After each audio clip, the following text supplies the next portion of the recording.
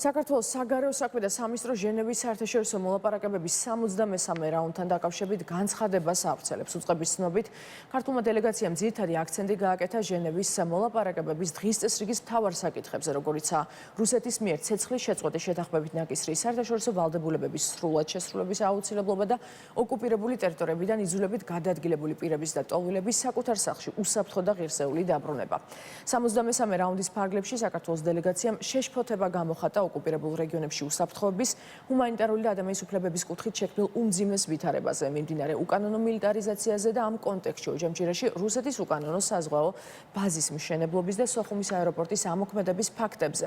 ქართულმა მხარემ ასევე დაგმო საქართველოს ოკუპირებულ აფხაზეთის რეგიონში ეგრეთ წოდებული საპრეზიდენტო არჩევნების ჩატარება და საოკუპაციო რეჟიმის ლიდერთან რუსეთის პრეზიდენტის შეხვედრა, რაც წარმოადგენს ანექსიისკენ გადადგმულ მორიგ ნაბიჯებს და უხეშად არღვევს საქართველოს სუვერენიტეტსა და ტერიტორიულ მთლიანობას მის საერთაშორისო და აღიარებულ საზღვრებში.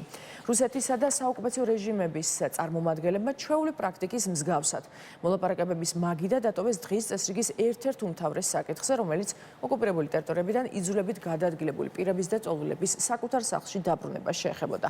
აღნიშნულია საქართველოს საგარეო უწყების მიერ გავრცელებულ განცხადებაში.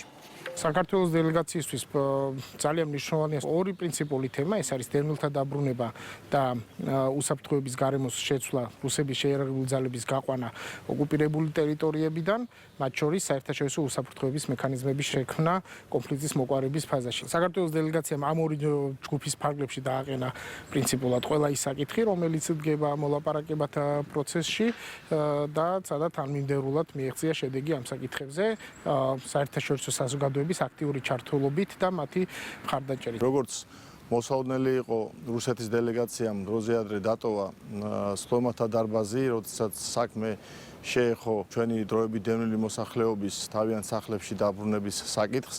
თუმცა ჩვენ გავამახვილეთ ყურადღება იმ მნიშვნელოვან საკითხებზე, რაც აქამდეც გითხარით, ეს არის ჰუმანიტარული მიმართულებები, უკანონო დაჭერები, უსაფრთხოდ გადაადგილების საკითხები.